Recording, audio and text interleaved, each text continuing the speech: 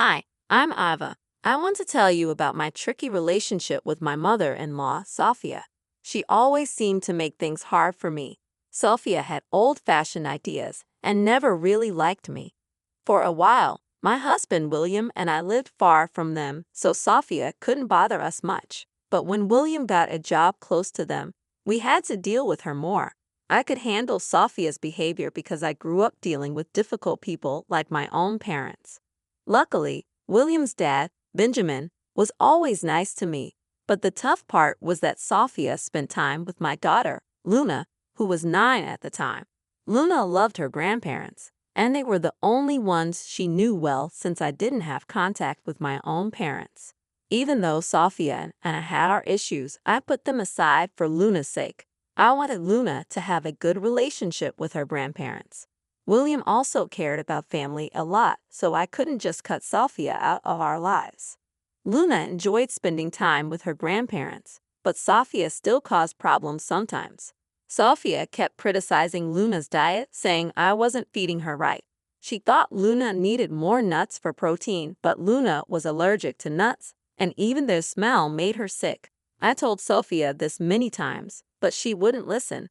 She said Luna needed to eat nuts to get over her allergy and called me a bad mom. I knew you'd say this, Sophia. We talked to the doctor and Luna's meals are balanced. Skipping nuts won't hurt anyone, but it could make Luna really sick. I told her. Even after explaining and listening to the doctor, Sophia didn't change her mind. She thought exposing Luna to nuts would help her allergies. I was tired of arguing with her and being called a bad mom. Sophia even tried to get Luna to eat nuts, but Luna knew better and always said no. Feeling more and more worried about what Sophia might do, I decided to talk to William about it. I'm really concerned about leaving Luna alone with Sophia. I'm afraid she might give Luna food she's allergic to, thinking it will help her allergies. I told him, "Don't worry so much, Ava. My mom might have old-fashioned ideas, but she knows her boundaries, and Dad is always there to step in if things get out of hand. Luna loves being with her grandparents, and we can't just stop her from seeing them," William said, trying to reassure me. But Sophia keeps ignoring Luna's allergies. I'm genuinely scared for Luna's safety whenever she's with them without me. We need to talk about this. I can't keep worrying like this, I insisted. Relax, Ava. There's no need to stop Luna from seeing my parents just because of this small issue. Luna loves being with them, and if you're worried about Mom, I'll talk to her. She'll listen to me, William assured me. His words made sense.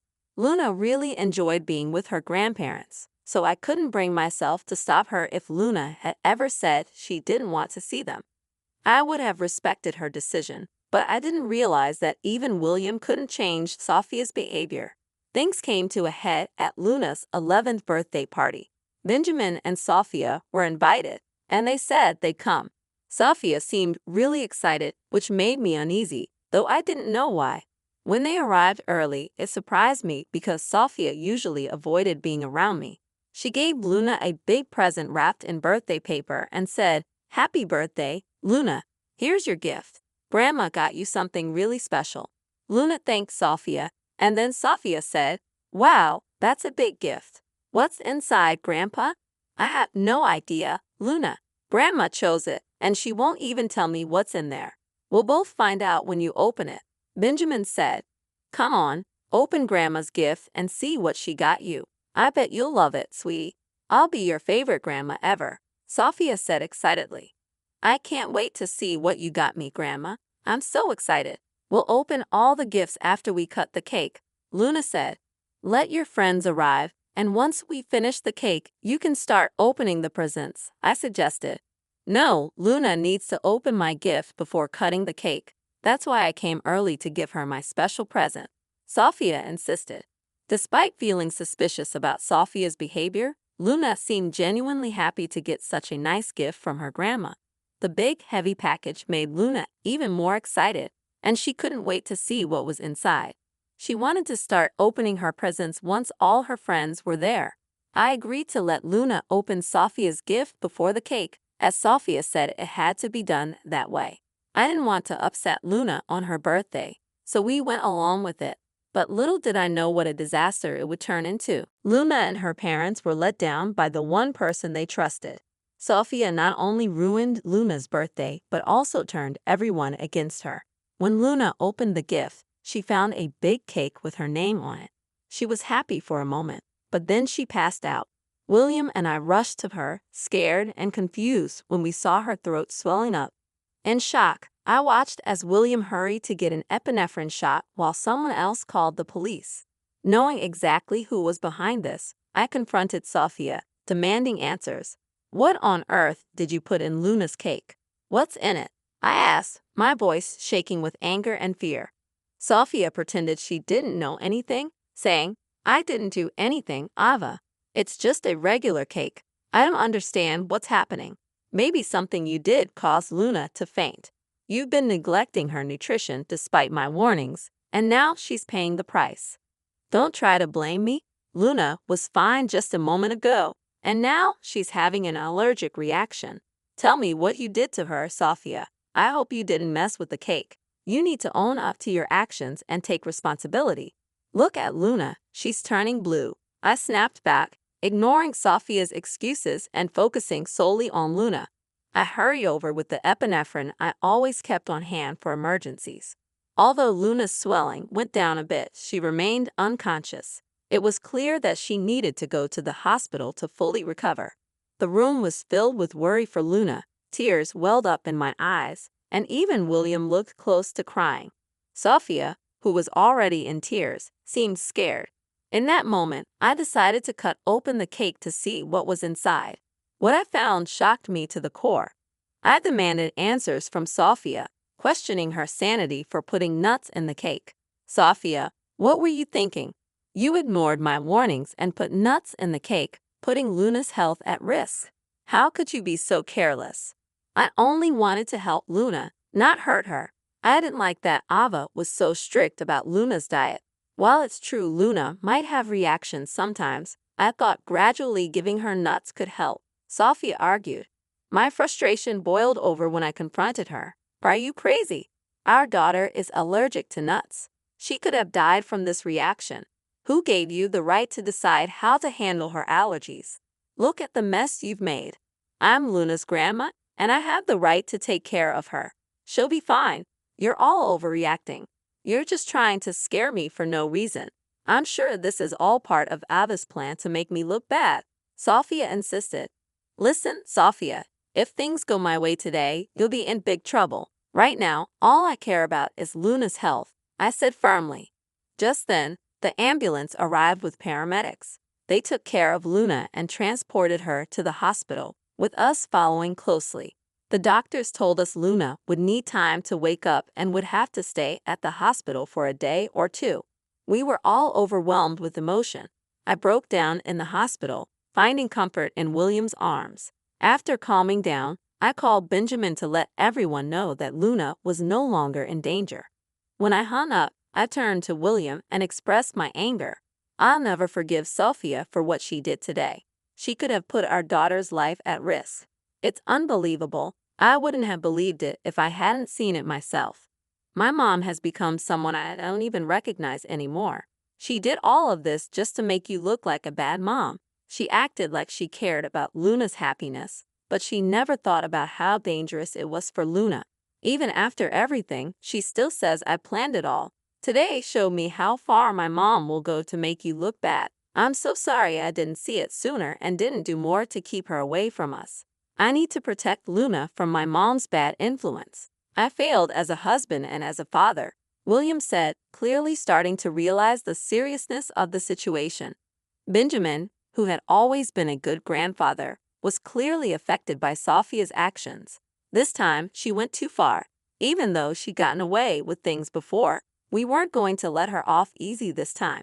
We decided then and there that we couldn't let Sophia keep hurting Luna. Her actions were a threat to Luna's safety, and we couldn't allow her to keep causing trouble in our lives. Sophia was no longer welcome in our family. We were determined to protect Luna and make sure she grew up in a safe and loving environment. It wouldn't be easy, but for Luna's sake, it was a decision we were ready to stand by. Following a heartfelt discussion, My husband and I quickly made a decision while Luna was still in the hospital. It was time to head back home. Benjamin, Sophia, and a few guests stayed behind, eager for updates on Luna's condition. This gave us the perfect opportunity to address Sophia's actions. When we got home, 4 hours had passed since the incident. In the living room, we found Benjamin scolding Sophia while she seemed indifferent, busy on her phone. The untouched birthday cake sat sadly beside them, a painful reminder of what had happened. Despite my sadness, I held back my emotions. When they noticed us, Benjamin and Sophia hurried over. "I just got an update," I said. "Luna is in good hands and she'll recover soon. Although she's still unconscious, the doctors are hopeful. Thank goodness Luna will be okay." I was so worried, but it looks like everything's fine. It wasn't even a big deal. "Luna will be fine and her nut allergy will go away soon," Sophia declared. In that moment, William unleashed his anger on Sophia, scolding her for everything she had done. Benjamin joined in, expressing his disappointment, and the guests, visibly shocked, stared at Sophia with disapproval. I too was filled with rage. "I've had it with you, Sophia," I declared. "We've given you so many chances to change. Even after your actions put my daughter in the hospital, you show no remorse. This is it. You will never be allowed near Luna or our family again. You're banned from this house. You can't tell me where to go. Your son won't cut me off for no reason. I won't let you keep me from my granddaughter just because we don't agree on how to raise her." Sophia shot back. "No, Mom," William replied firmly. "You're not welcome near me or my family ever again. Dad can come here anytime, but not you. He's the only sensible grandparent Luna has. He's done his best to keep Luna safe, but today you put Luna in the hospital and acted like it was the right thing to do. I can't let someone so heartless be around my daughter." Sophia couldn't believe her own son was turning against her. She had always trusted William to support her, not realizing he was being rational unlike her. Even the guests started criticizing her. Sophia felt trapped with no one on her side, not even Benjamin. In desperation, she screamed at us, blaming me for setting her up. "This is all your fault, Ava. You turned everyone against me. I'll never forgive you for this. You should be begging for our forgiveness. Your actions have ruined your reputation and kept you from Luna. I'll sue you for grandparents' rights. I'll take you to court and the judge will let me see Luna. Just wait and see. I don't need anyone to support me." I responded firmly, "You're not going to have much luck getting grandparents' rights from jail. I'm sure the judge would find it pretty funny to have a criminal asking for visitation after putting her own granddaughter in danger." Sophia protested. "What are you talking about, Ava? Why would I go to jail? I didn't do anything wrong." "Didn't do anything?" I shot back. "What you did is a crime, Sophia. You can be arrested for knowingly exposing a child to allergens. It's considered a form of poisoning. Maybe you didn't realize it, but William and I did. We've already called the police on you, and look, here they come now to arrest you." Sophia, in denial, insisted, "No, you're lying. This can't be happening. You can't arrest me for this." Sophia's panicked expression showed her desperation as she begged us to drop the charges. Tears flowed down her face as she started to panic. Just then, 2 officers came in and told her she was under arrest. She clung to her hands, begging us not to send her to jail. William remained unmoved, telling the cops to take her away while I gave Sophia a cold look, showing that her deceitful game was over. In a last attempt, she turned to Benjamin for help, begging him to do something. "Benjamin, please, you can't let your wife get arrested like this," she pleaded. But Benjamin stood firm, saying, "When my wife does something truly terrible and shows no remorse, I won't protect her. I've warned you for years to change, and you never listened. Today, you put our granddaughter in danger." I was only trying to protect her, not realizing it would hurt her so badly. Sophia pleaded desperately, "Please, Benjamin, I'm your wife. You have to help me." But William stood by his decision, saying firmly, "Sophia, I've already cut you out of my life. It's the right thing to do, and I plan to do the same tomorrow. I'll talk to a divorce lawyer. I want to end this as soon as possible. I won't stay with someone like you. I'll protect my granddaughter and my kids from you." Sophia was shocked and pleaded desperately, "No, no, no, Benjamin, you can't do this to me. I'm your wife." Ignoring her, Benjamin told the cops to take her away. Sophia continued crying and begging for help, bringing a tumultuous end to an event that had long concluded. A sense of peace washed over me as William, Benjamin, and I went back to the hospital after the other guests left, clearly upset by Sophia's actions. They promised to tell everyone what she had done the next day. Luna woke up feeling much better, but she was terrified of Sophia. Luna cried and begged us to keep her away from her grandmother, recounting how Sophia had tried to make her eat things she was allergic to. To help Luna deal with her feelings, we got her a therapist. At the same time, William and I started going to therapy together to work on our communication as a family. Having Benjamin's support was really important for all of us. With his help, we started to heal and grow stronger as a family. Sophia's life took a sharp turn for the worse after the incident. Her actions caught up with her, and she faced serious consequences. Once her own family found out what she had done, they scolded her and cut ties with her. Even her friends were disgusted by her behavior and stopped talking to her. With no one to turn to, Sophia found herself in a desperate situation, begging everyone for bail money, but she didn't get any help. Benjamin filed for divorce the next day. Sophia was served with divorce papers while still in jail. Receiving the divorce papers and herself sent Sophia into a fit of rage. In the following months, Benjamin was able to get a quick divorce, taking advantage of state laws with the police report as evidence. Our legal case against Sophia moved forward. Despite the expectation for Sophia to cover Luna's medical expenses, her financial struggles resulted in a lengthy prison sentence as the judge ruled against her.